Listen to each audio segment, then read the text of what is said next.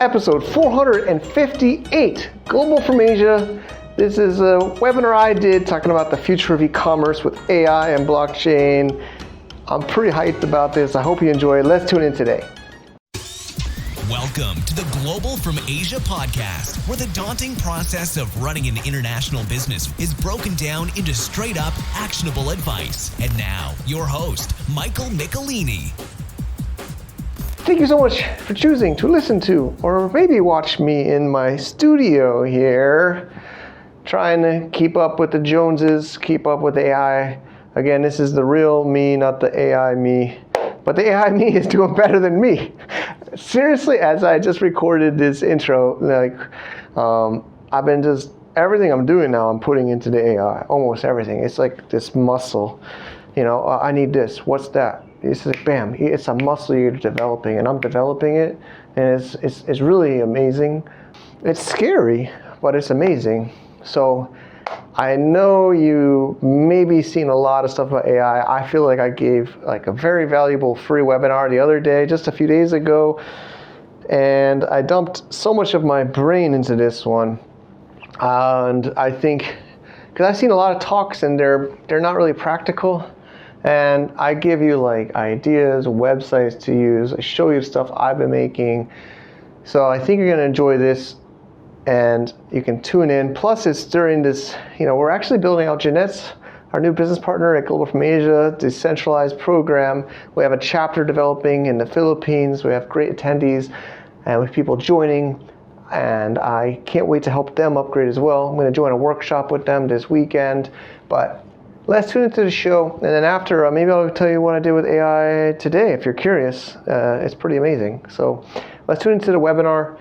People have been asking for this one. Hope you enjoy. Tune in now. Do you enjoy the podcast Global from Asia? Do you enjoy all the community events that we do? The best way to support is coming out to our annual cross-border summit.com in Chiang Mai this November 3rd, 4th, and 5th, 2025. I have amazing speakers, amazing people getting together. We're pushing the limits. We're making things happen. This is where the movers and shakers and the deal makers come. It's a limited supply of attendees and tickets, and we have been selling out every year. So I recommend checking it out earlier, crossbordersummit.com. Okay, so our session for today in Global from Asia, we're having this free webinar to everyone as part of our advocacy of spreading the word about cross-border e-commerce. And our session today is all about using blockchain and AI agents to stay ahead of the e-commerce rebirth. Discover agentic commerce and how your e-commerce business, brand, and livelihood can stay relevant in this new era. And the premise here is that the future of AI and blockchain in e-commerce, it is evolving, and what we're seeing right now may not be the same as how it would look like in the next 5 years. But if you believe that we are in a fundamental shift and how commerce or e-commerce is evolving through AI agents and blockchain, then this session will give you a glimpse of what to expect. And later on, I'm going to talk about the GFA program. And of course, we're launching the Empower the Seller program. It is something that Mike has been working on since last year. And we hope that the launch of this program will also be an exciting element for our GFA members. And I hope that through this session, you gain some inspiration and insights. And of course, to make this session as productive as possible, we encourage you to type your questions in the chat. And after Mike's presentation, he will be answering some questions from all of you. So Mike, I'm turning it over to you. All right. Thank you so much, Jeanette. This is fun. Everybody ready to go? Doing good today? This is a very new topic, even for me, and we want to always keep you up to date of the newest things here at Global from Asia and our community. So I'm just going to jump right in. There's a lot of really fundamentally new things happening. And it's even last night, I was almost going to update my slides, but I didn't have time. But last night I learned something even more new. So this stuff is developing on a day-by-day basis. So today, like Jeanette said, the purpose is to explore transformation, basically opening your mind, get some inspiration. I'll be a little bit honest, I kind of been getting bored in e-commerce. It's in my opinion, the last 5-7 years has been kind of the same. I mean, Amazon, Shopee, Lazada, Shopify. I mean, it's the same topics in my opinion. But with AI and blockchain finally coming to fruition, I know we've heard about AI for a few years or even longer, but I feel like late last year and early this year has been a real explosion. So I think I'm even more excited now than even I was in 2023 or 2024 when AI and blockchain was in development more widespread. So we're going to kind of give you the idea today of an overview of the tech, both AI agents or agentic commerce and blockchain technology and the integration of those. More specifically, we're in the e-commerce space, so we're going to kind of relate it more closely to e-commerce rather than general business. So we're going to kind of focus on the e-commerce space within these technologies. Try to give you some real steps. There are real things you can do now. I know over the years it's somewhat maybe you think you don't know how to do it or it's too difficult or it's not ready yet, but there's real things we can do now and I'll show you what we're doing to give you some ideas and places to go to get more information. So let's start with the overview and I hope people can understand this. I remember when I was just learning it, even just late last year, it was a new idea for me, and I'm still learning it. So, what are AI agents? What are they? I don't know if somebody here wants to make some chats or say that what they think it is, but I think a lot of us thought of AI with ChatGPT, right? ChatGPT was kind of the first breakthrough. I mean, I used Jasper.ai before ChatGPT, but I still think the most mainstream usage for most of us was ChatGPT. And I think that was in late 2022. So, like 2.5 years ago. But what's really gotten interesting is AI agents. So, that's more of a late 2024, early 25 thing where they take the AI knowledge and they actually do things. Before, with AI by itself, you would go to ChatGPT, you would ask a question, you would ask it a prompt, it would give you the answer, but then you had to do something with it. The difference of AI and AI agents is they actually use their AI knowledge and they actually do something. So, of course, making systems, customer service, operations, such as inventory management. We'll go into that in a second. Here's a little bit more. I'm trying to be practical, not just talking theory. This is an AI agent I make and I use. I gave it a name. I call her Reba. I gave her a profile picture, and she's my AI assistant. I use her in Telegram. Maybe when the Q&A, I could show it more. But as you can see, this is N8N, and I'll talk more about that later. But this is a workflow I made. So I send a message to my agent Reba. She has a brain, a memory, and a tool set. So an AI agent, more specifically, what are they? Is these three things. The chat model, I use Grok here, but of course you can use OpenAI, you can use all kinds of different LLMs, large learning models, basically the brain of this person, right? The brain. Then you go into the memory. So we can might be hard to get into some details today because there's just so much, but basically memory can be very technical, but memory is remembering. Because if you ask this AI agent something and they have no memory, the next question you'll ask them, they'll forget like their name. So she remembers her name. She knows she's Reba. She has a memory. So you can ask them, give them answers, they remember it. And then tools. As you can imagine, tools can be a lot of different things. So in this example, I have a calculator, of course, so they can do the math, but I also connect Reba to other agents. And I give my agents names, but like Lucinda or Manfred, and then they do different things.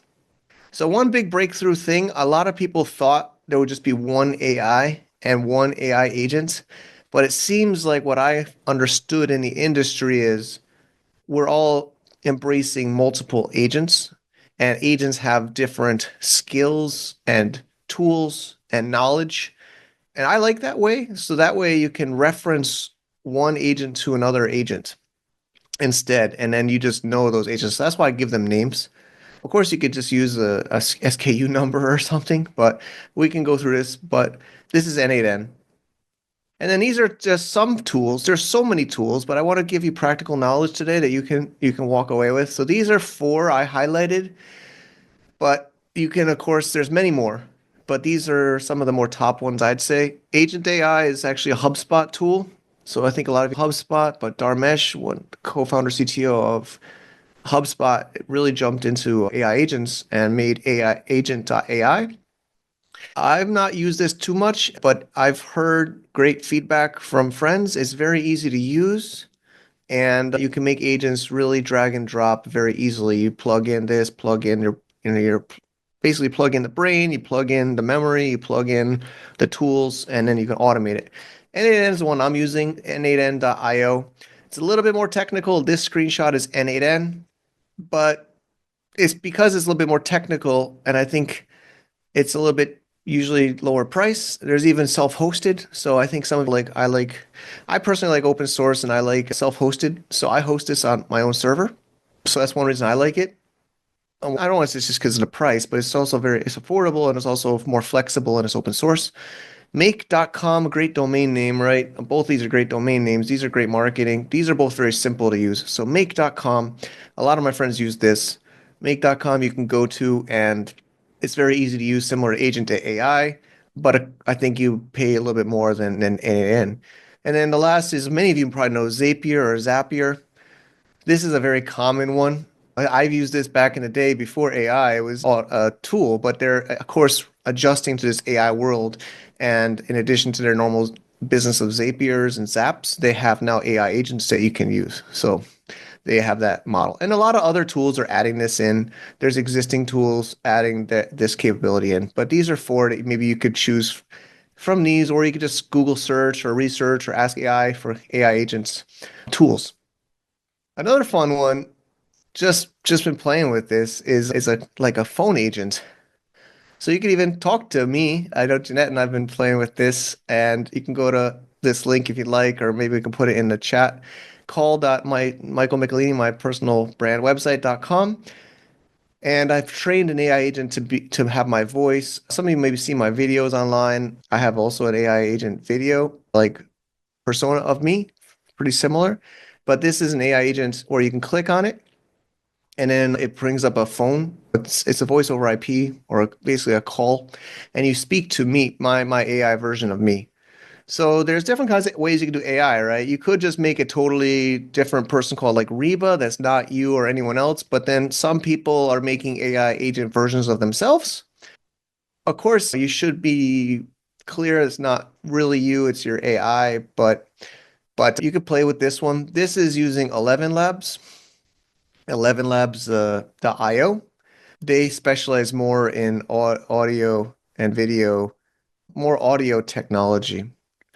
Again, there's just so much. But this could also be a customer service bot you could put on your website, say your e-commerce website. You could train your e-commerce AI customer service agent, embed this onto your store.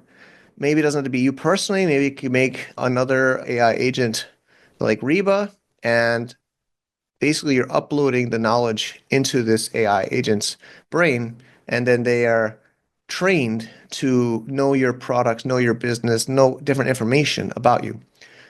So those are some more practical things, and we can share about that more if we have time at the end, or you can look at them at your own. But AI agents in e-commerce. So what are some things that we see happening with AI agents now, in specifically in e-commerce? Is personalized recommendations. I mean, this has been happening for a long time. In previous webinars we've talked about A9 on at Amazon. So search engines, even Google, they all been using AI longer before we've known ChatGPT. So AI has already been used a lot in these, but they're finally becoming more practical for us as small business owners. But of course, algorithms, search, browsing histories, preferences, the future is going to be hyper personalized because of AI and all this big data. We already see this with Facebook, right? In politics, you only see the politics that you like. You don't see the politics you don't like.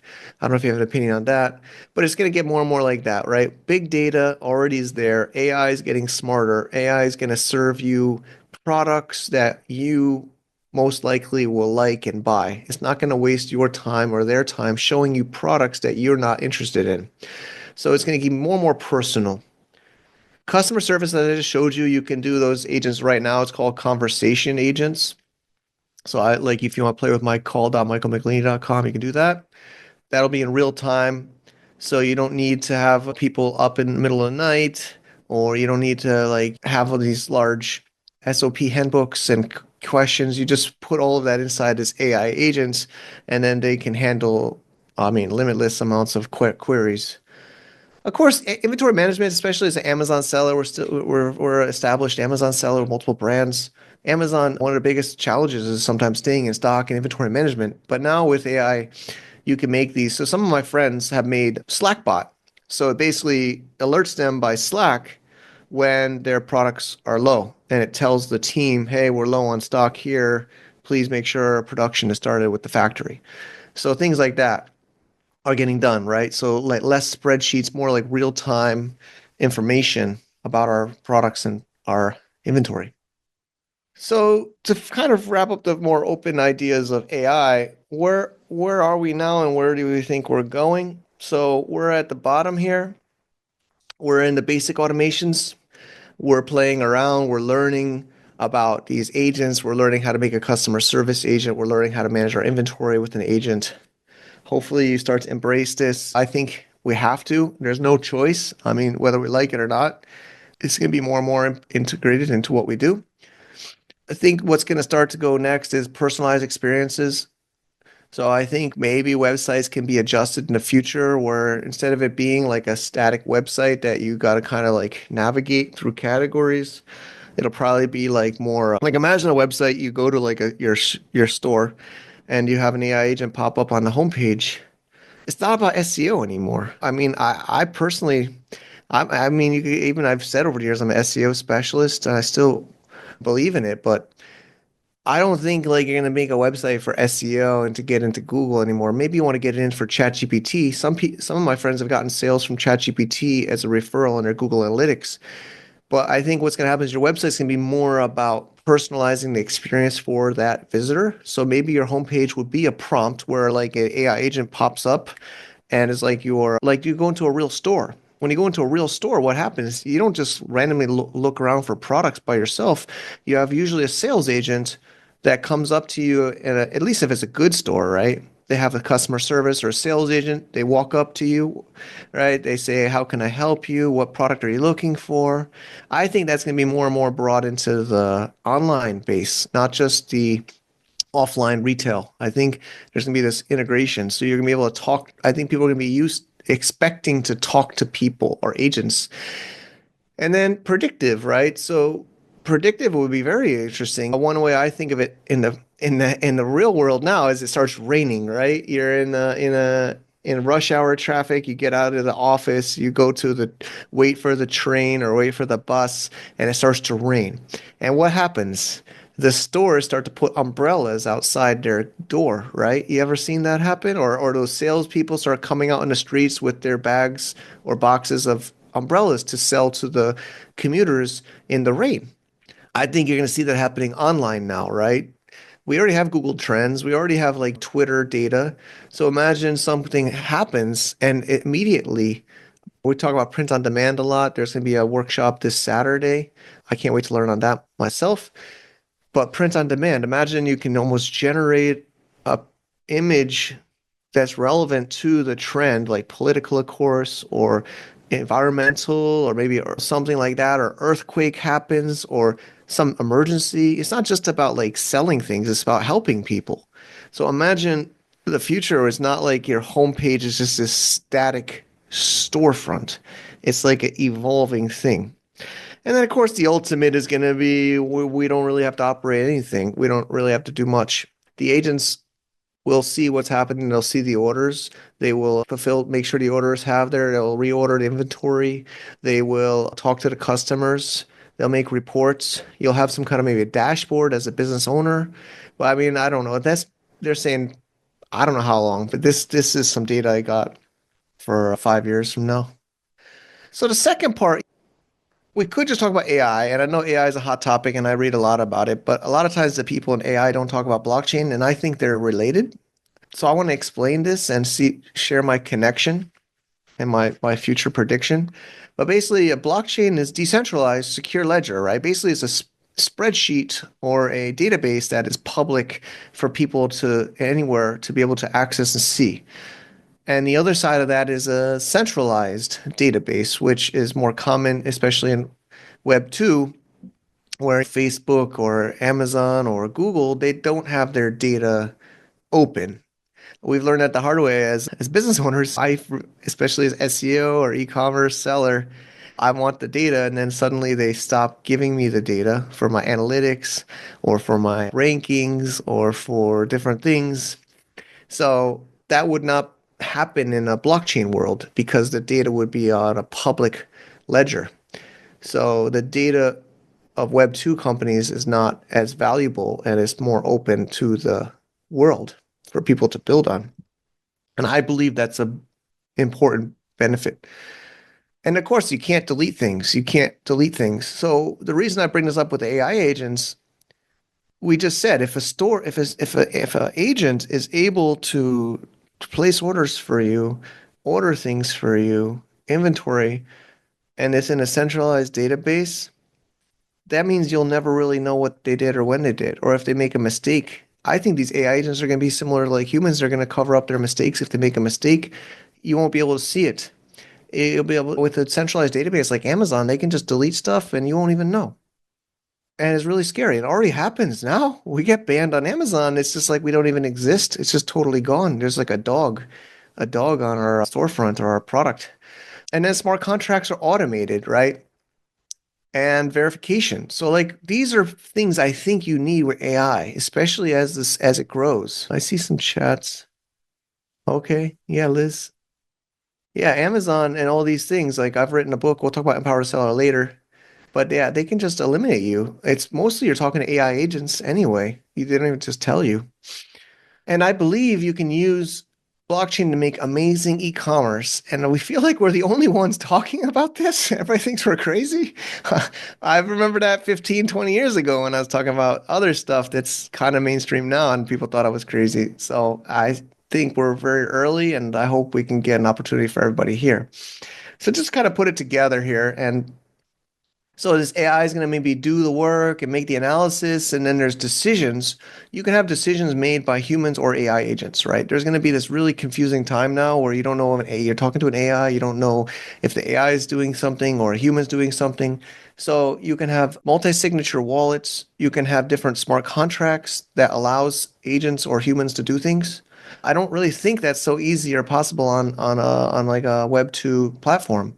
And then execution, right? So it's on a public ledger. It's public, which I think is very important, right? So if 5 days later something happens and then maybe they want to cover it up, they can't because it's on the blockchain. So it'll build transparent and verifiable records. And it's also going to save tons of time and money because imagine we pay, I don't know, somebody just insisted to pay them by PayPal to me yesterday. I don't really have PayPal. I kind of have a PayPal that might get banned, but they make me pay their fees. They're 3.5%. They say you need to pay me by PayPal and you need to pay the fees. Why? So imagine we give PayPal 3.5% of all these transactions that AI is doing. They're going to get so rich. These banks, everybody likes Stripe. Stripe has no control. If you ever really dig in, and I've saved some of these, they have no control. The banks have the control. Stripe is just a front end pretty interface. Whenever there's an actual problem, it goes to the bank.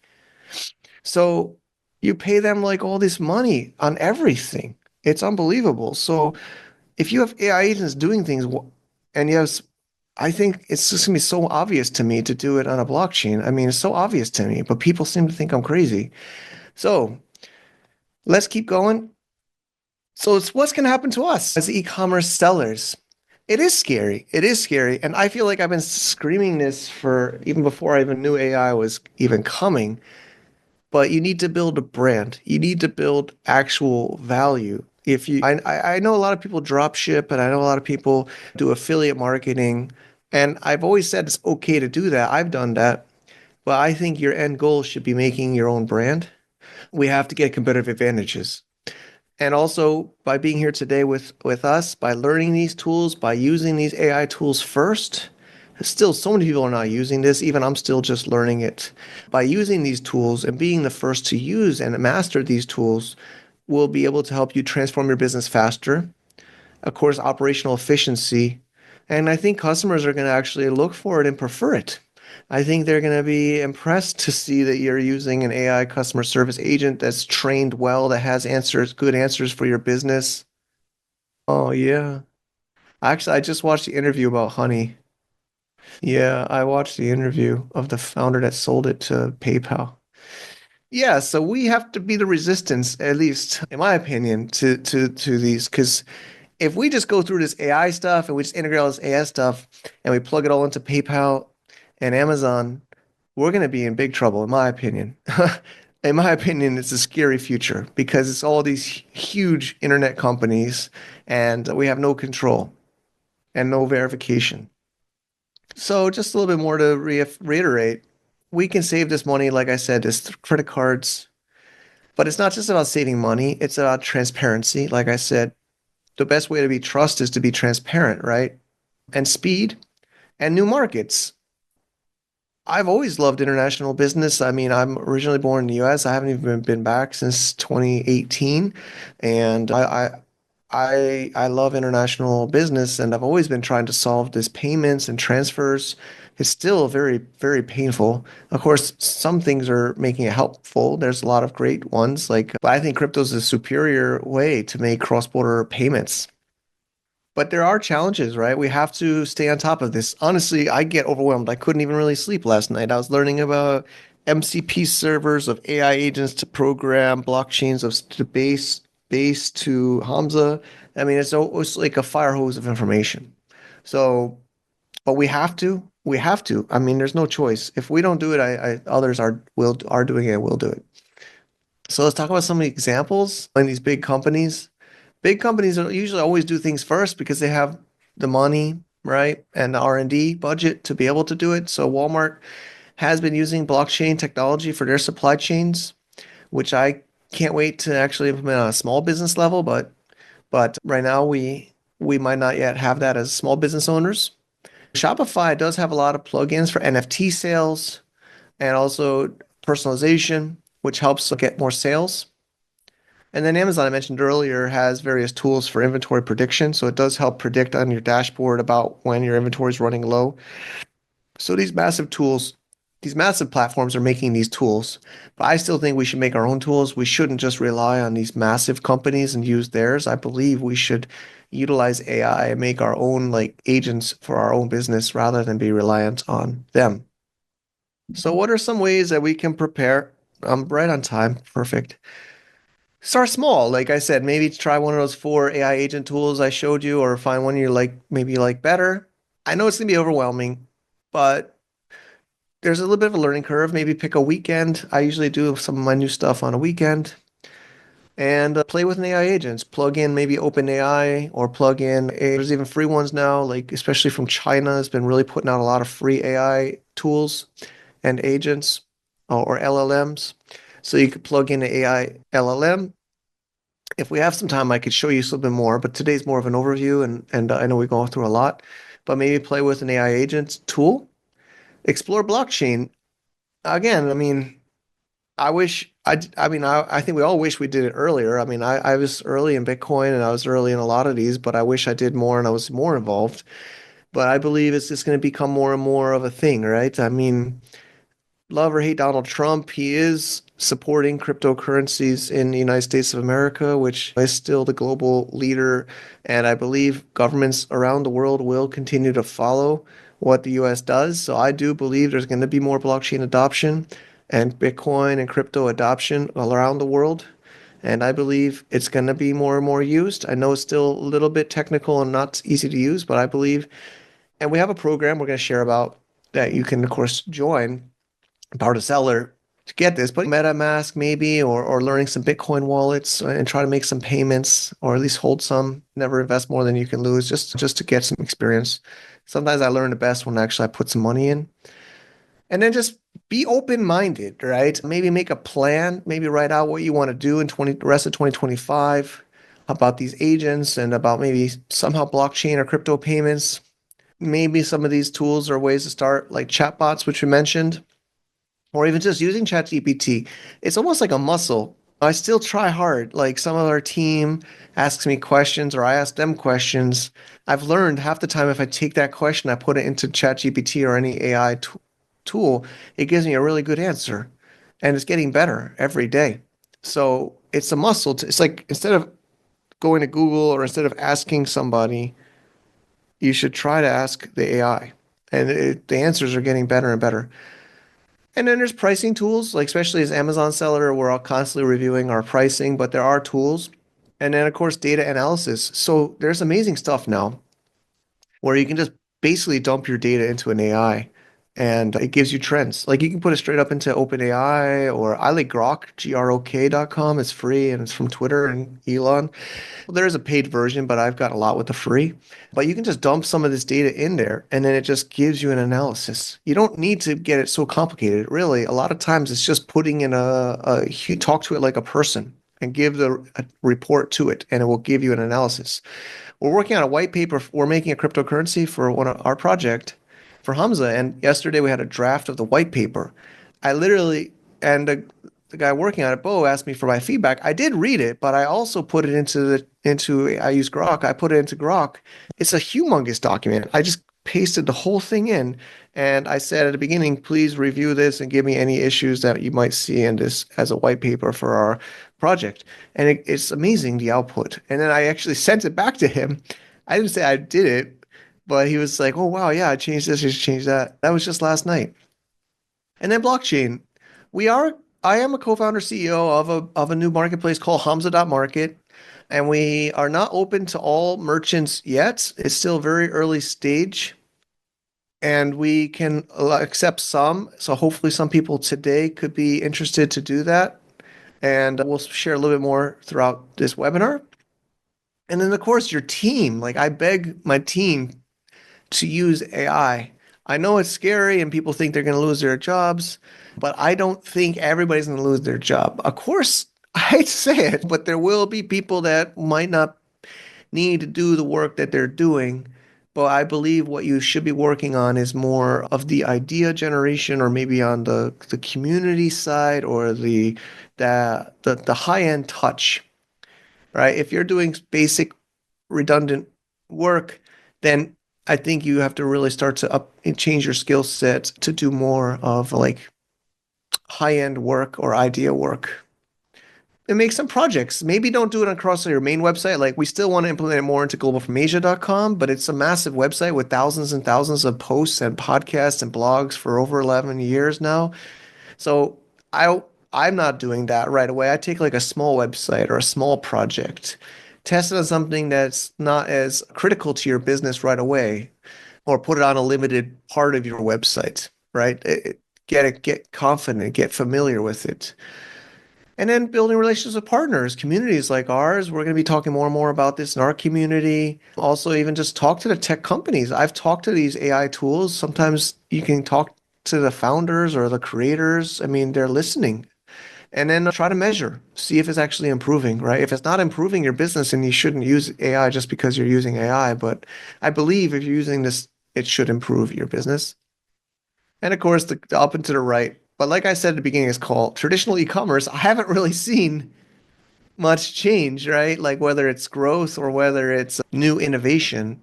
We did a cross-border summit, which will be again this November.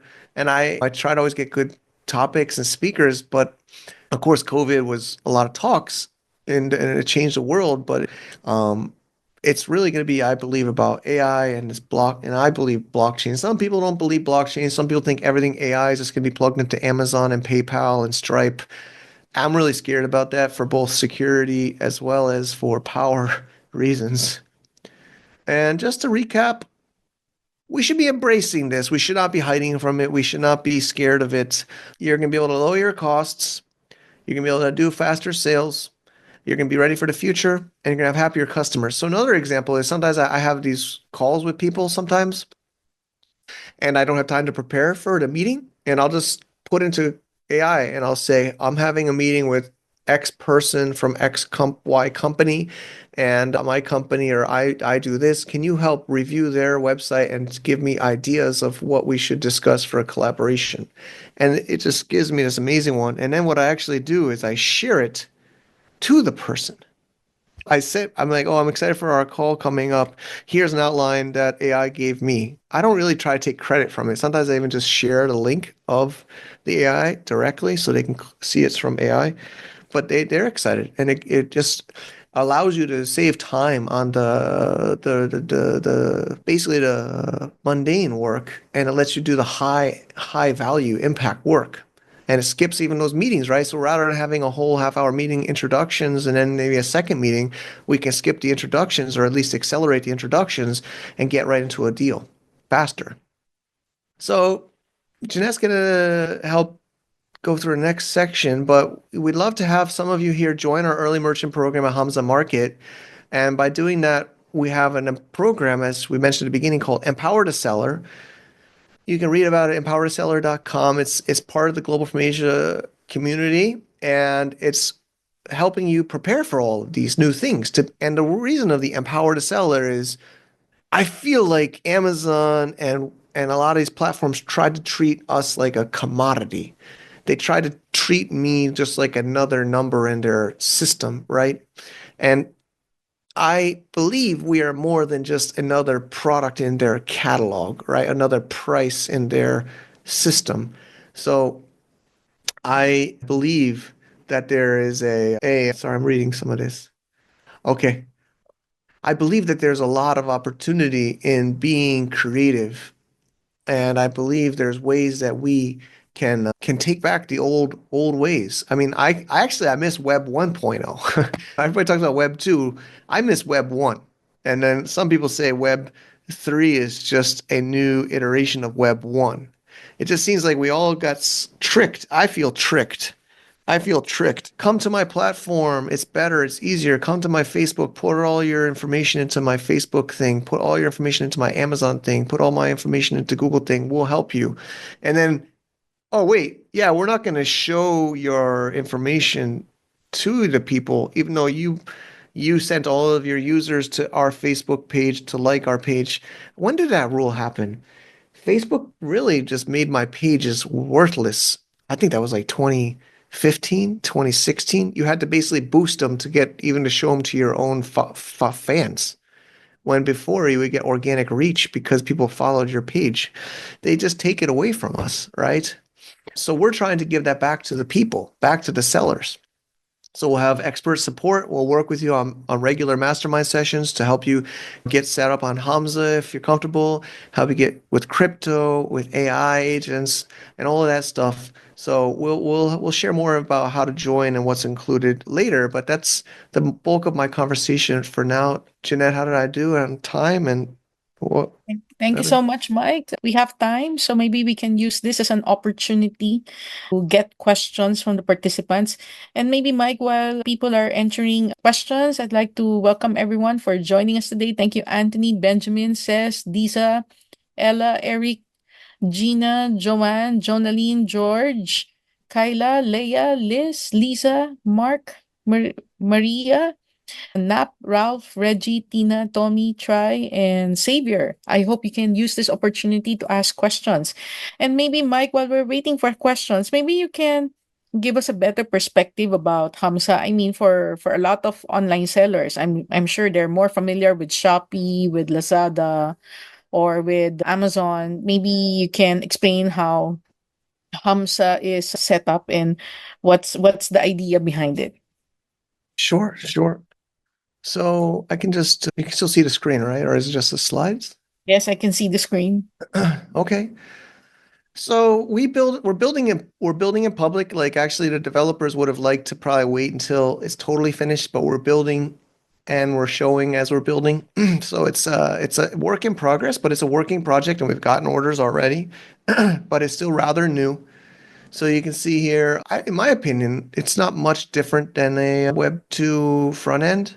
But if you want to buy this power adapter, notice the price is in USDC. So I should have. So this is my MetaMask. Okay. And this is, I don't know how familiar everybody is here, but I have some Ethereum. So you can also have USDC or USDT. So basically what that means is it's basically money on a blockchain instead of on a bank account or in printed paper form. So if I want to connect my wallet, so I just logged into my wallet, but notice I can switch this to Ethereum. So now it's this amount of Ethereum. I don't know if any people are familiar with the Ethereum. I know Bitcoin's the most popular and biggest, but the second biggest cryptocurrency is Ethereum. Let's see. And then, Mike, in this scenario, how does the delivery happen? I mean, do the customers take care of the delivery themselves? So the way we're more like an eBay or a we're not FBA where we don't warehouse and ship your products for you. You need to do that or you need to use something called a 3PL, third party logistics.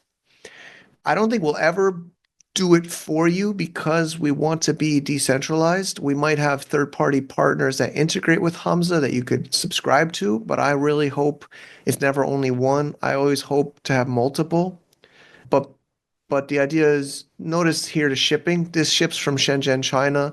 This is their returns policy. This is their payments method policy. Of course, you can just use the standard terms that we can suggest you to use, but it's up to the merchant to decide their shipping, returns, and payments policy and their delivery time. So this item here is shipping from Shenzhen, China. So the customer should hopefully be aware that it's going to take 7 to 16 days to receive this. And once they purchase this, the order would go on the admin side. So this is it's not open for every seller, but just like you connect your wallet as a buyer, you connect your wallet as a seller. I'm not sure if my current wallet is a seller. So this is my seller side. But for now, you would have to either connect to a third-party logistics where your inventory is or ship it yourself and you get the order information from the order. I don't want to show this on the screen, but you'd see your orders here and then get the address and fulfill it yourself or with a third party. So, So, Mike, when the merchants sign up, do they also set up their shipping costs depending on where in the world the person is ordering? yep, yep. So I think we have 7 vendors right now that are early stage, like alpha, that are like even doing phone calls later today with our developer team. So they set their shipping price. Some actually do free shipping. You can do free. I know everybody likes free shipping. You can do free and just, of course, put that into profit margins into your profit forecasts into your price, right? Of course, you pay for the shipping. It's not really free, but you just put it into your retail price, selling price. But yeah, you as a vendor set your shipping terms. And again, this is a work in progress. So to build a whole backend seller system is going to still take a few more months, but we have the major ones like products and orders. But some of these things we're still manually doing on the Hamza side for these early merchants, like such as shipping terms. So you would just instruct our team and we would help put your shipping policy. It's not yet able to be done in the admin panel as a merchant, but There's you a would set question it. here, Mike. How would the buyer's journey be different in Web3 e-commerce platform compared as to what we see in marketplaces like Amazon? So there's really not much of a difference, really. Honestly, that's even our vision. Our vision is not to make it that much more difficult or different. This wallet, I don't have an order, which is probably better because I don't want to share this publicly. But the main difference is you connect your a wallet, and that fundamentally is a different concept. I don't know if it might not be make sense to you really, but what this means is I'm not depositing money into Hamza. I am connecting my wallet and then sending money from my wallet, not from my bank account, right? Not from my top up Globe account or my top up gift card. I am sending it from the wallet money that's in my wallet that I could also use for other things outside of Hamza anytime I want. And if Hamza were to some reason ban me as a buyer or a seller, I want to be clear, Hamza could do it, but there's a protocol layer, there's the blockchain layer. So you can get banned. Okay, I want to be clear, but there is a public DAO structure, which again it can get technical, and I can't really possibly go through all of the fundamentals. But the main point is it's a community driven way. So if you are banned for breaking the terms, because we don't want you to sell anything, right? We're not trying to be a platform to sell illegal products. So we will have our terms, but the main difference is you can raise this to the kind of like a court or a DAO, which is the group of people. And even you could be in this judge pool. So instead of it going to, I believe Amazon's law is in India. I believe most is in India for their disputes because I talked to a lot of them and it seems like they're in India. Or of course AI. In our case, if you have a dispute about being suspended or your order with your seller, you would raise it to our judge pool. So those people would be assigned to your case anonymously. It would be from a pool of vetted and approved judges. And then they would decide about your case. You could then again escalate it. But basically what we're doing is we're taking the Amazon or Shopee or Lazada back end and making it more public and making it more verifiable. And but of course we don't want to say the judge. Like if we say it's Jeanette and then you're upset, we don't want you to know it was Jeanette, but we would tell you it's a pool of approved judges that follows our criteria that's been assigned to your case. Because we also want privacy, right? So this judge would be assigned your case. So instead of it going to like Amazon's or Shopee's or PayPal disputes, and you don't know anything, and you have no recourse, the dispute process is one of the fundamental improvements. And of course, the payments. And for now, I have to say we don't have all the technology done, but also the data. Right now, the data is still in Hamza, but if you trust us as we develop this, the data will be on blockchain of your product data. Because we don't want to make another Amazon. I'm not here to try to make another Amazon and control everything and all your data, all your money. So the money's yours, the data will be yours. I can't say right now, but in the near term, you would be the owner of your data as well, so that you have more control and power. But the front end doesn't look so much different. But it's more about a dispute problem. It's more about a data case problem, brand problem. So I hope that makes sense. Okay, we have another question here. Can we sell digital goods? Yep. We actually didn't plan to because we thought that wasn't really a big need, but we can sell. As you see, there's Roblox. I bought this for my daughter. You can buy gift cards right now from here. One person put their ebook. I this for $1. This is about breathing in Chiang Mai. It's a $1 ebook. So you could buy this for $1 and then have this delivered to you digitally. So that was actually not in our plan, but we have much more requests for digital than we had originally thought. And to be very clear, the long-term vision of Hamza is to make something called decom.network. So this is not as developed as Hamza. Hamza is the first decom marketplace. Decom is a blockchain we're building for Hamza's and others. So the idea is you can make your own platform. I mean, that's my vision and my dream is to have local entrepreneurs from various parts of the world set up their own marketplace for their own communities or cultures and languages and other things. But for now, yes, it's all Hamza and you can do digital products. But a lot of people have been complaining about Upwork. So many people complain about Upwork to me. I'm not active on Upwork. I used to be a buyer on Upwork or employer, but I don't recently. But they say they're very difficult lately and expensive.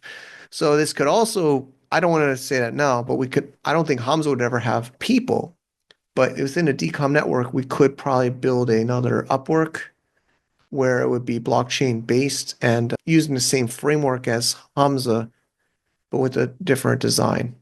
But the whole idea of the disputes and the payments, things like that would be the same. So will the payment go to Hamza first and then given to the merchants, or will it go straight? I can show the technical slides.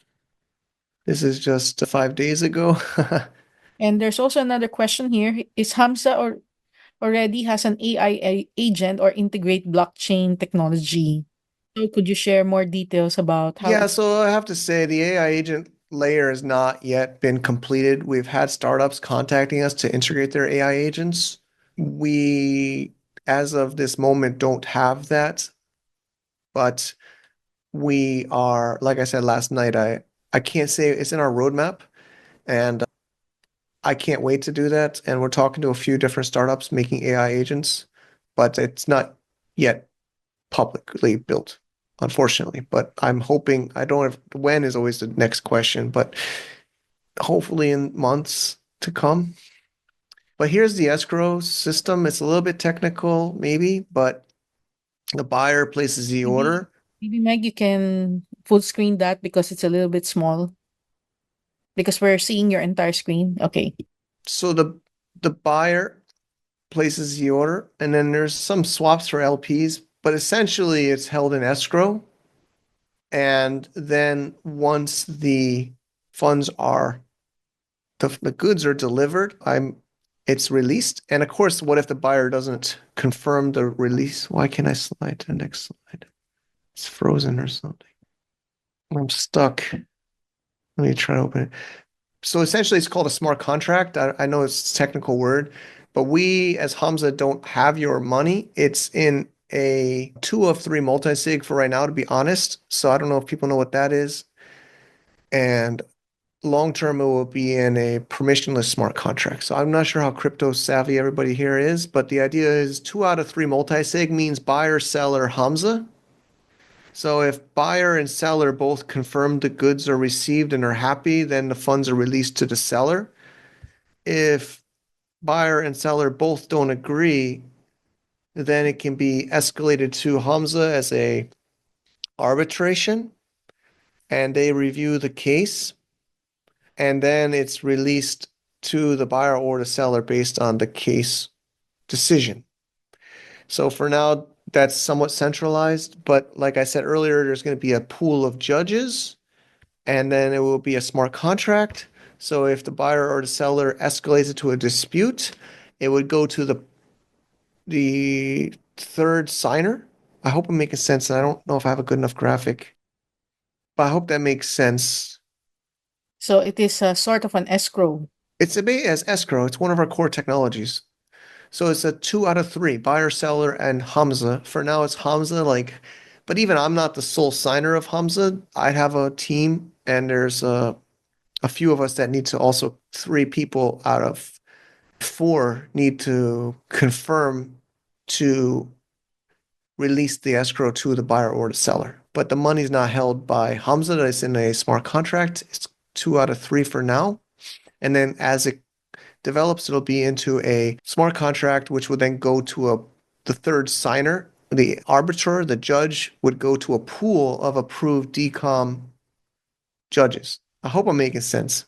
Essentially, instead of basically right now in Amazon or Shopee or Lazada or all PayPal, it's same thing, basically similar idea, escrow.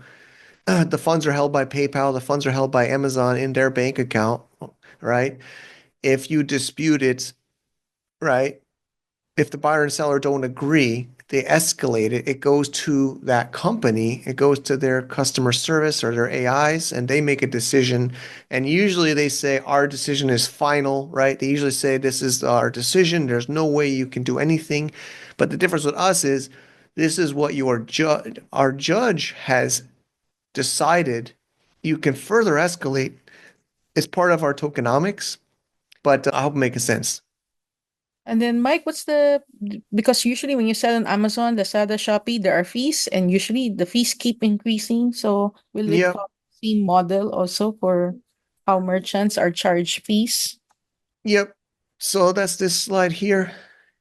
Yeah, I didn't talk about it too much, but like Amazon, we pay about 50% or more now to Amazon. That does include shipping, to be fair. But our fees will be voted on by the holders of the token, which would be the buyers and sellers. So we're starting at arbitrary 5% just because we have to start with something. And we believe that's a competitive and fair rate. But this fee doesn't go to like me, right? This fee goes to the community. It goes to the pool. But this can be voted on to be increased or decreased. So I hope that makes sense. And then this is the tokenomics of it. So the distribution of the token. But you can see we have a lot for the community. We are fundraising and the team is compensated. But you can see early seller here is people like you. We have a 10% of the whole supply for sellers, right? And community incentives. So it's really meant, you can see the majority, this is maybe early investors and early builders, but this is for in various forms for the community, which is over half.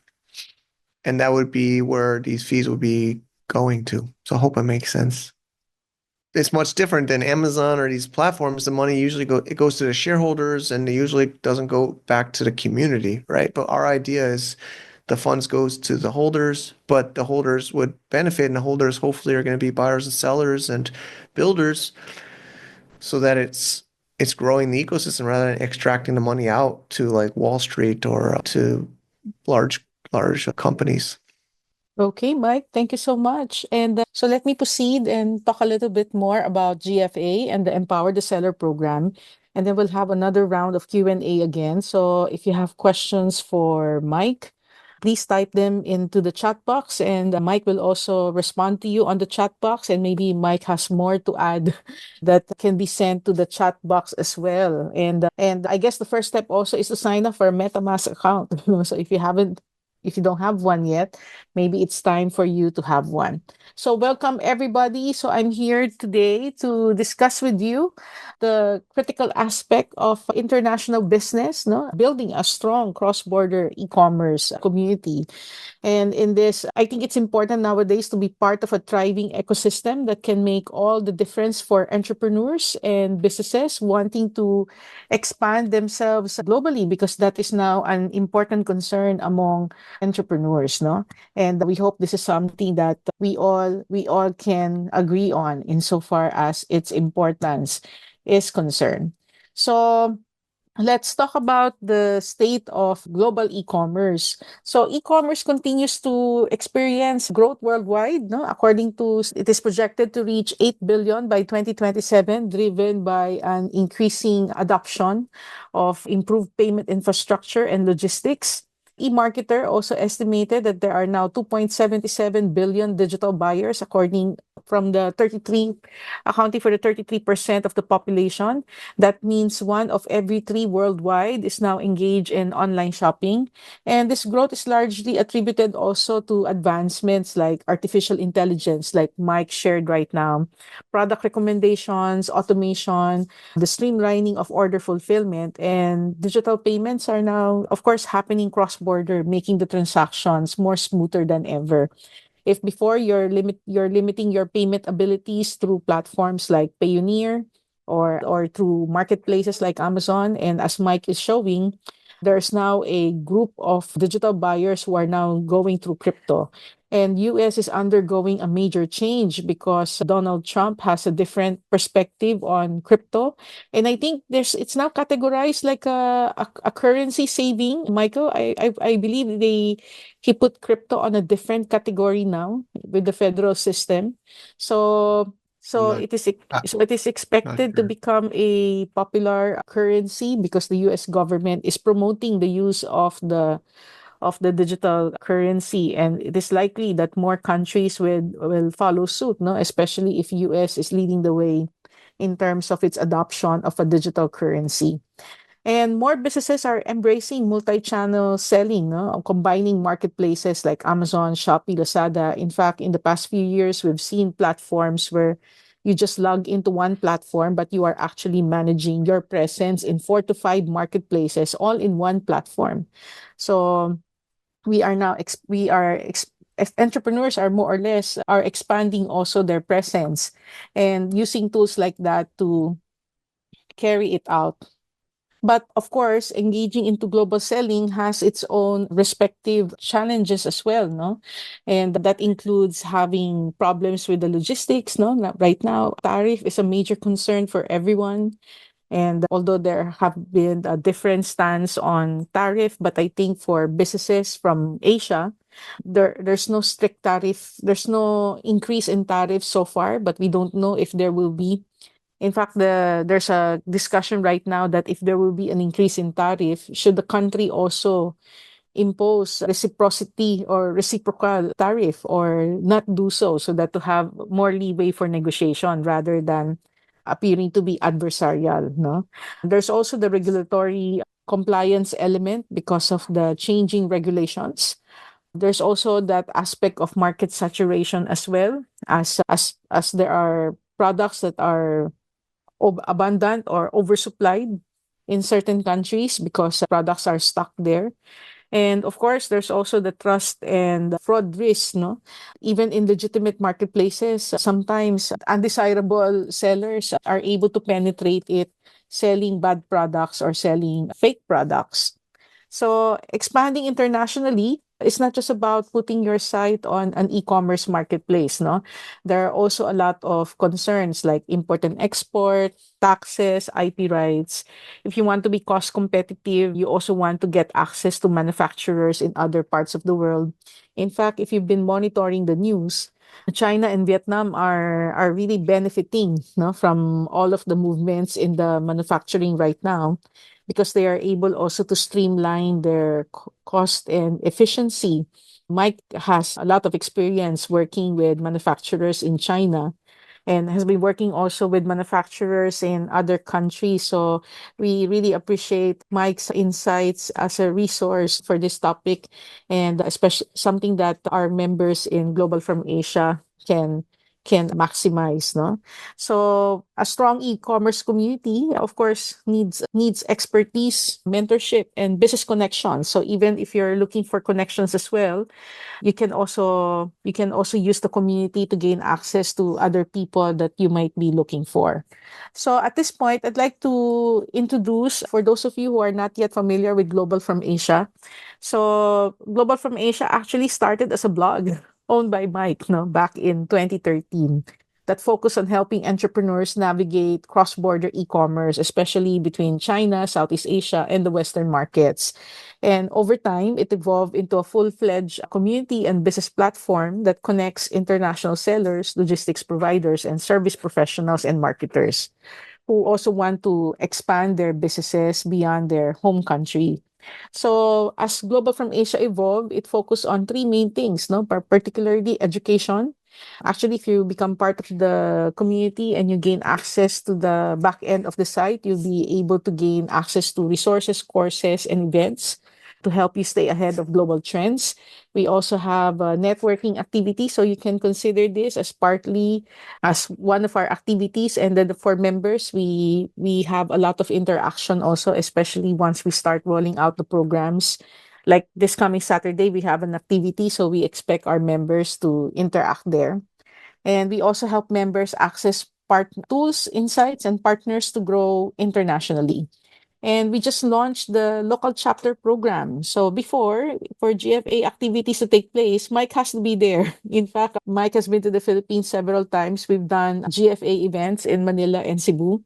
But now we're launching the local chapter program. We're looking for local chapters in different parts of the world, in different cities, so that to localize GFA and let others run GFA and make it more relevant for their community. So just to give you an idea, of course, for a local chapter program to be effective, we need strong leaders, no? That's why we're aggressively looking for leaders who can add value to their community, who could make an impact and help other people get into cross-border e-commerce. So our GFA local chapter leaders have the chance to expand their professional networks and engage with e-commerce sellers, logistics experts, and digital entrepreneurs, no? no? And of course, GFA is not just about organizing events, it's about creating an ecosystem of collaboration, learning, and business growth. So our chapter leaders are the driving force behind bringing valuable training programs, networking opportunities, and cross-border business initiatives. That's why as you notice, GFA is very active now, and there will be more and more activities to come, no, as we grow the number of chapters in different parts of the world. So if you are a GFA chapter leader, that also means you're positioning yourself as a thought leader in the cross-border e-commerce space. So that's also the intention. So it can also add to the credibility of the leaders. And of course, the leaders also lending their credibility for the growth of their GFA chapters. Other activities that you can expect from us that we will be organizing this year through the GFA local chapters, and that would be the cross-border matchmaker event. So this is where we connect entrepreneurs, suppliers, service providers, and investors who are looking to expand internationally. So you can either join the cross-border matchmaker expo in your own country, or you can join a cross-border matchmaker expo happening in another country. So we're expecting our chapter leaders to be organizing this one as part of the advocacy in promoting cross-border trade. And of course, not to be missed is our annual cross-border summit. I was able to attend this one before the pandemic at Shenzhen, China. And I was telling everyone about my experience, like you're in Asia, but 90% of your participants are Westerns. So right now, this is happening in Chiang Mai, Thailand, and it's also the same experience. Like 80 to 90% of the participants are Westerns who are doing business from Asia. So, but for this year, we hope that the local chapters will make a strong splash or strong presence at this event. So for the Philippines, we're trying to organize a group of 10 people to go to this event so that we can have a showcase booth. So that is an incentive that we're giving to all the local chapter leaders who bring in 10 people. We'll give them a showcase booth. And of course, be part of the program, no? Be part of the people who will influence also the direction of the cross-border summit. So the cross-border summit is where experts share insights on cross-border trade, digital marketing, logistics, business models, and strategies for global expansion.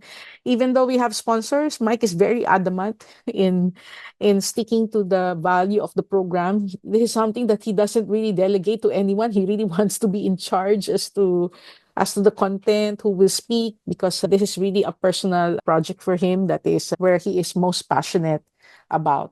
Yeah. And at this point, I'd like to talk about the Empower the Seller program. I want to make sure that my video won't block the slide.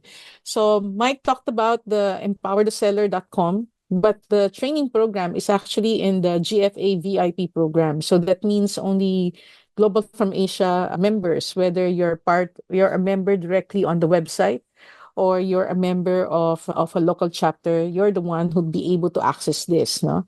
So, and actually, just for disclosure, this is where we rolled out Mike AI, the first Mike AI video. So before, we were teasing Mike that because he is so busy, it will be very hard to pin him down to record training videos.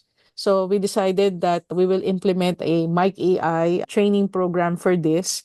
And of course, he has to approve the script, the slides, just to make sure that they are in its intended content. But of course, where Mike will be adding more value is through the mentoring sessions.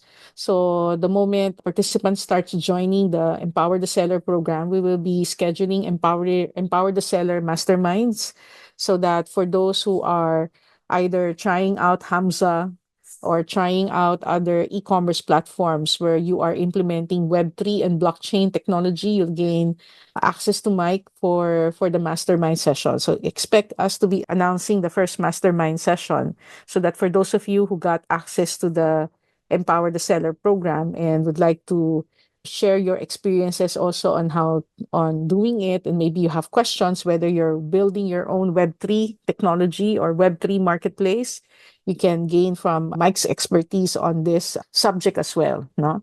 So for this program, our intention is to equip e-commerce entrepreneurs with the knowledge, tools, and strategies for implementing Web3 blockchain, no? So this is not just an e-commerce course, it's a hands-on training program on the future of e-commerce. So at least it gives you a purview of the next level e-commerce and how can you benefit from it, either from a seller perspective or maybe from a platform creator perspective, or maybe you're building tools in this area, and that is also an area of collaboration that you can also do with GFA. So who is the target audience of Global from Asia? Global from Asia can be for everyone, but not everyone is for Global from Asia. So our idea here will be people who are in the e-commerce space. You can be a product and design creators, print on demand sellers, marketplace sellers, importers, exporters, manufacturers, service providers, startups, and professionals who wants to expand to global trade. And it's cross border because when you organize a chapter, you're not just looking at your own chapter, but we expect collaboration with other chapters in other countries. So we just started becoming active this month publicly, but as in the months to come, you will see more cross border, cross chapter activities, because that is really the intention of Global from Asia. So our first chapter in the Philippines is actually GFA Nexus, and we have Nap. Ayan. Hi Nap, how are you? Let me, maybe I can, or maybe I'll unmute Nap later during the Q&A part. So for the members of GFA Nexus, they can gain access to the local and global events, meetups, webinars, and workshops. We also have a private community, business matchmaking opportunities, and we also give discounts for the cross-border matchmaker and the cross-border summit. So we have a special rate for members. But for a lot of our trainings, especially if you're a member of the local chapter, that is given for free. And any content that is intended for all GFA VIP members, local chapters also get that for free. So at the minimum, the benefit or the value of that is at $6,000. And typically, if you are a GFA VIP member, actually, when you go to gfavip.com and you want to become a member, the membership fee for that is $497. Oh, and by the way, this Saturday we're having an AI-powered print-on-demand bootcamp, and where Nap, who is an Amazon seller, particularly Amazon merch, will be guiding participants on how to start their own Amazon merch business. But instead of charging local chapters $497, Mike wanted to reduce the price because he really wants to grow the GFA community, and he decided that the local chapter rate will be at $200. Now, if you go to the website, you cannot avail of the $200 there, because when you go to the website, the sign-up registration is actually $497. However, there is a special code that can be given to people who really want to become a member of GFA, particularly the local chapter, so that you can avail of it for $200 a year. That includes attending NAP's workshop this coming Saturday. Nap, thank you so much for allowing me to share to you the screenshot. So actually, if you can see my screen, Nap, this is an example of a print-on-demand product that Nap created. And as you can see, this product alone, the royalties that he earned is already at $1,300. And actually, NAP has created, for the past few weeks, NAP has been creating products like maybe after a day or two, it's already earning like $200, $300, some at $50, just to prove that the concept really works, no? And he will be sharing this. Just to, so if you are a Nexus chapter leader or a chapter member, you'll be able to attend the AI-powered print-on-demand bootcamp for free this Saturday. And for GFA VIP members who are not local chapter members, but VIP members, they can still attend. They just only have to pay a modest fee of $50. And non-members, you don't want to join GFA, but you want to attend this learning session, the fee for that is at $120. So if that is something that will interest you, let us know. So what will happen after this? After this session, the print-on-demand bootcamp this Saturday, we're going to announce that we're going to have a pod mastermind. So the idea behind the pod mastermind is that for those who attended the session and for those who are interested in, if you are in pod already, so you don't need to attend this learning session because you're doing it already, but you just want to exchange insights with other people who are doing pod. or maybe you have questions like maybe your pod business strategy is not doing well as you expected. Maybe you need some and you need another perspective on how you can improve it. So being part of a mastermind community can be one. But of course, the idea behind the mastermind is that you must already be in pod or at least have taken the pod program. So that, but by the way, when I say pod, I'm referring to print on demand so that you can also learn from others. All right. So our vision for GFA, just to give you an idea, is that we want to have a community, really, a world where local entrepreneurs can thrive in a globally interconnected economy. So we're expecting a lot of chapters to be formed. In fact, I'm talking to someone who wants to form a chapter about e-commerce agencies. So to help service providers to establish an e-commerce agency and work with different countries, work with merchants in different countries.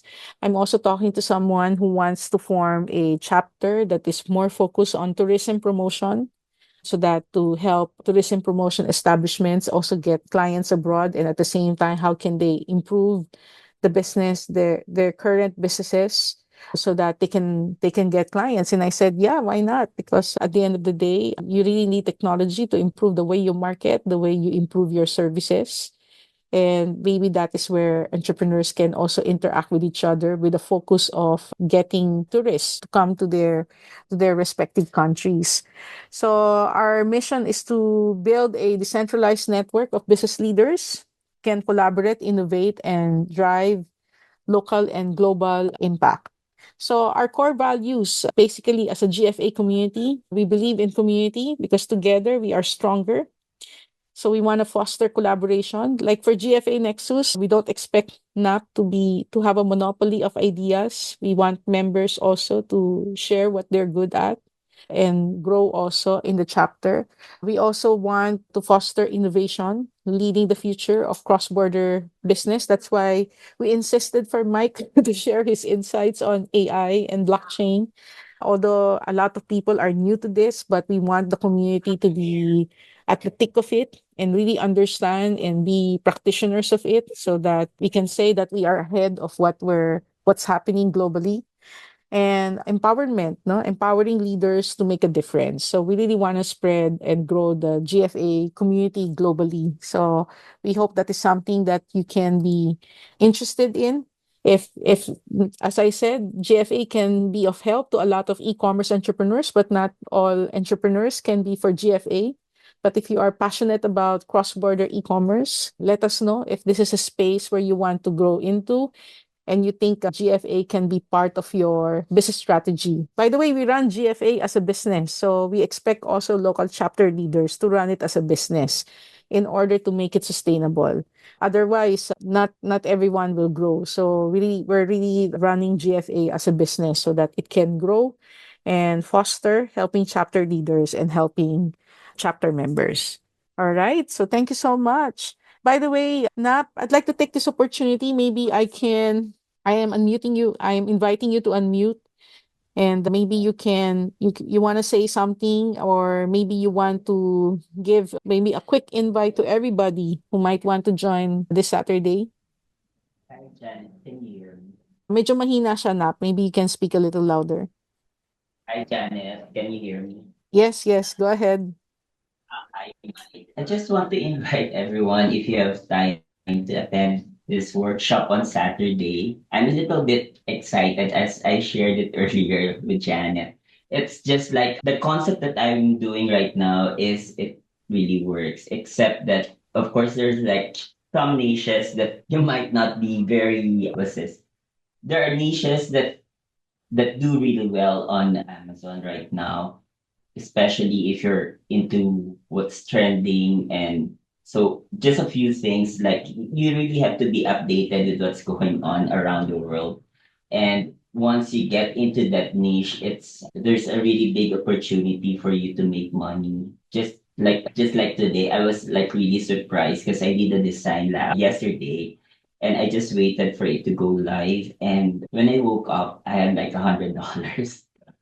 from one design. So I mean the opportunity is there, and I'm really like would like to share how it works, and hopefully there are more Filipinos to get who would like to be involved with the print on demand. It's the market is too big for a lot of people to really get into print on demand and hopefully have a passive income as because on print on demand, like once you make your design, as long as it's live on Amazon, then you can still earn like from the same design even after a year, as like what Janet showed you on in one of her slides. It's a screenshot, a design that I made like last September, but up to this day, it's still earning me almost every day.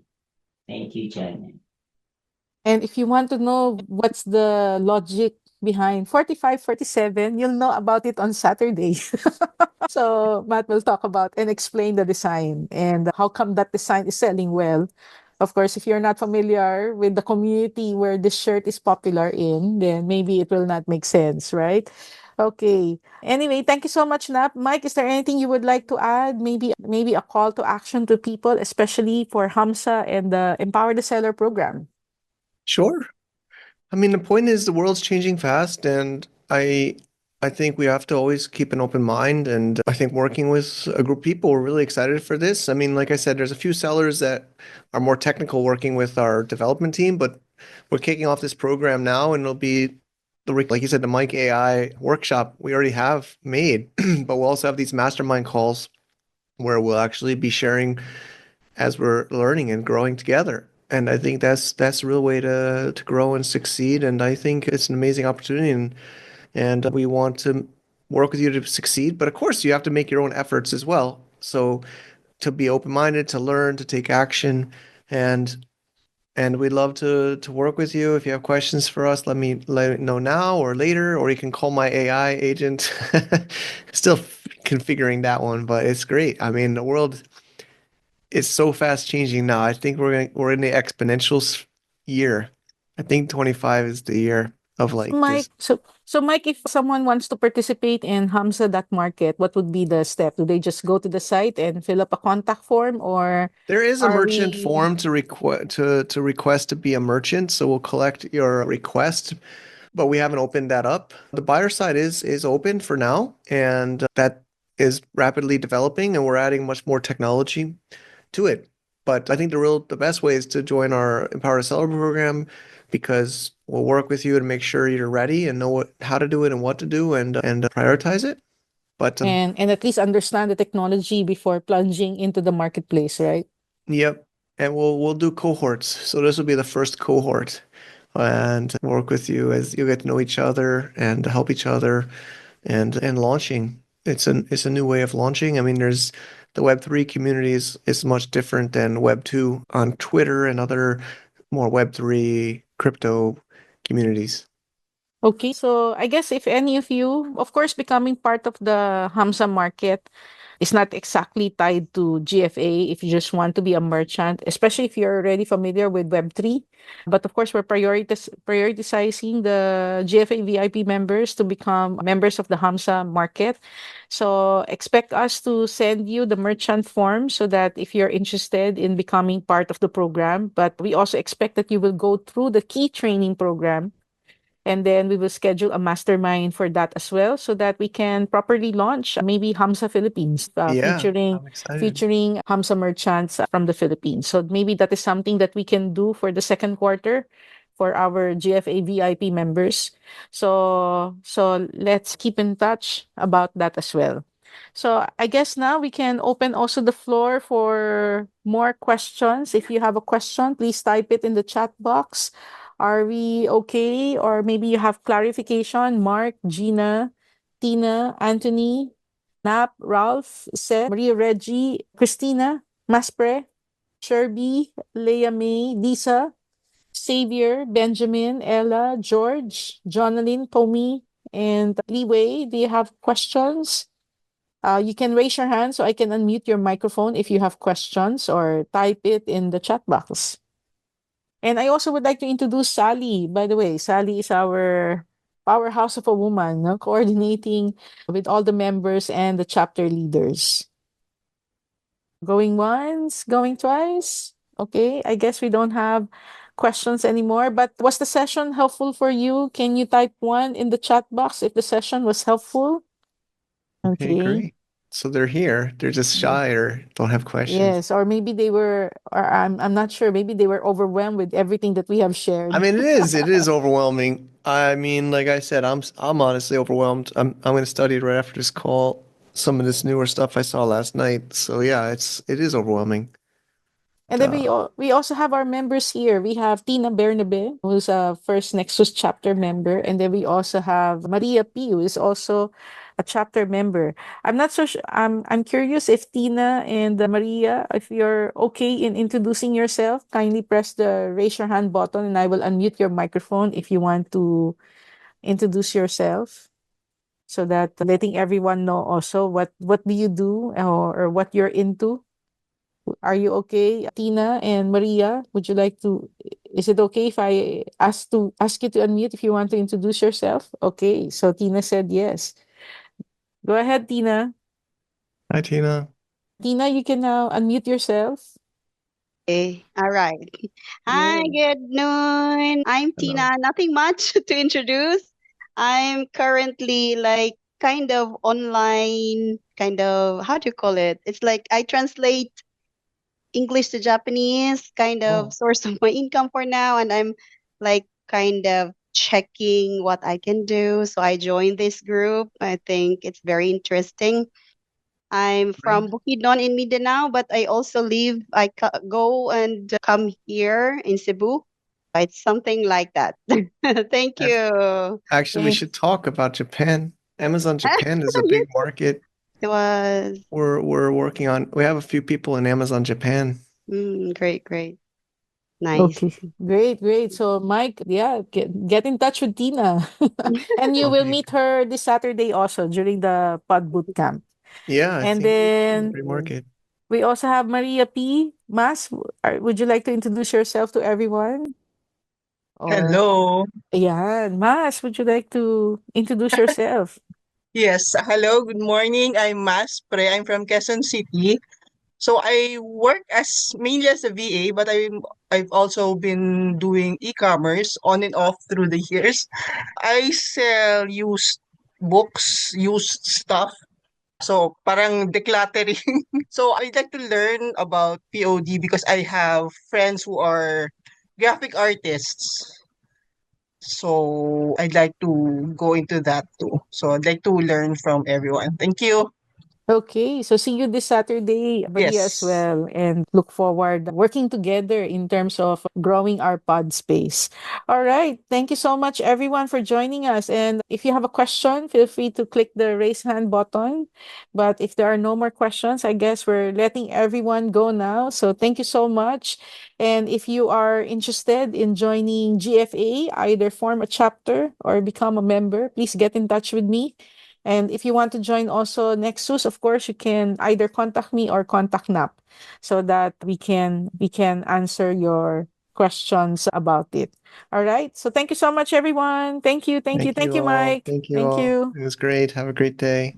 Do you enjoy the podcast Global from Asia? Do you enjoy all the community events that we do? The best way to support is coming out to our annual Cross Border Summit.com in Chiang Mai this November 3rd, 4th, and 5th, 2025. I have amazing speakers, amazing people getting together. We're pushing the limits. We're making things happen. This is where the movers and shakers and the deal makers come. It's a limited supply of attendees and tickets, and we have been selling out every year. So I recommend checking it out earlier, crossbordersummit.com. All right, I hope you enjoyed that. I had fun. I was all hyped up. I think anybody knows me, 11 years doing this podcast or more, and so many years, 20 years in e-commerce, more than that, 15 years in Asia. I don't like to hype, but I'm hyped about this, just in my blood, in my heart, in my soul. This is like the new internet. Actually, maybe we put that clip my professor sent me, if you can put that clip of me in the year 2000, I call it Mike 2000.